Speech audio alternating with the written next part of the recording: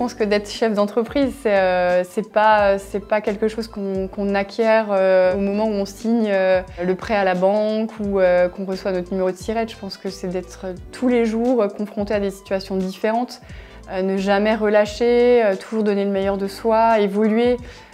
Je suis Nadia Krummenacker, créatrice du Comptoir du Hasard à Bartenheim.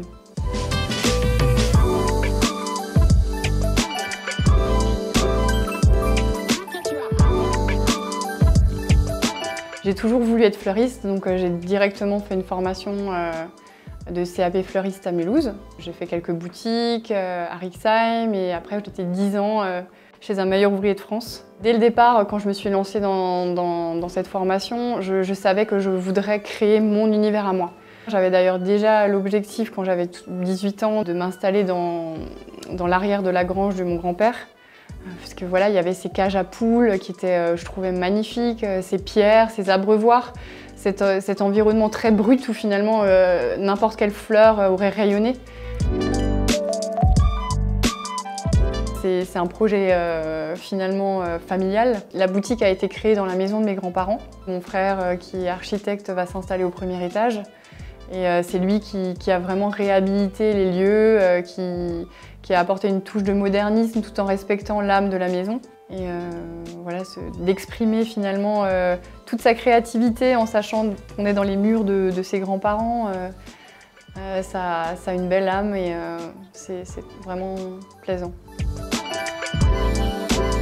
Le Comptoir du Hasard, c'est un concept store floral, mais pas que. Il y a aussi multiples propositions de création d'artistes locaux. C'est aussi un univers où les gens pouvaient et pourront de nouveau boire un café tout en se délectant du lieu. C'est vraiment l'idée de créer un environnement où on se sent bien. C'est aussi tout ce qui est événementiel, donc les mariages, les baptêmes, les enterrements. Et dans ce contexte-là, je me déplace sur les lieux à décorer et je prends beaucoup de plaisir à ça. Le Comptoir du Hasard, c'est aussi un endroit où on peut faire des ateliers floraux pour rassembler finalement une bande d'amis, que ce soit pour un enterrement de vie de jeune fille ou tout simplement pour passer un bon moment convivial. Au début, j'ai commencé toute seule, hein. On y va progressivement, on ne prend pas trop de risques et vu qu'il y a eu le Covid en plus, en plein démarrage, j'ai bien fait. Au bout de 6 mois, j'ai pu embaucher une salariée à mi-temps. Et après, par la suite, j'ai aussi embauché une apprentie au CAP. Et j'ai aussi eu la possibilité de rencontrer lors d'un stage une jeune femme qui voulait faire une reconversion professionnelle. Du coup, j'ai eu du mal à choisir entre les deux apprentis, je les ai pris toutes les deux. Mon objectif l'année prochaine, c'est de faire partie du collectif de la fleur française, qui implique de consommer au minimum à moitié de fleurs françaises. Dans 2 ans, le Comptoir du Hasard, j'aimerais bien pouvoir reproposer l'espace à Lonté déjà, pour pouvoir vraiment avoir ce côté plus on s'installe, on passe un bon moment. J'ai un projet d'évolution, de réhabiliter la grange qui est à l'arrière de la cour aussi, avec mon frère, pour pouvoir agrandir l'espace, proposer plus de choses. Je crois qu'en fait tout me plaît. Il y a l'aspect contact avec les clients, le fait de donner une partie de soi aux clients et ils nous le rendent, donc c'est un échange permanent.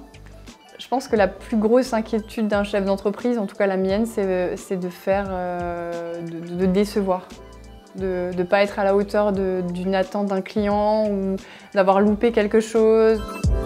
Je pense que vraiment se faire accompagner quand on se lance, c'est primordial parce que ça permet vraiment de mettre les choses à plat et de se dire bon bah finalement c'est pas insurmontable. L'accompagnement avec BGE, c'est déjà reprendre tous les points importants avant de se lancer, mais c'est aussi une aventure humaine.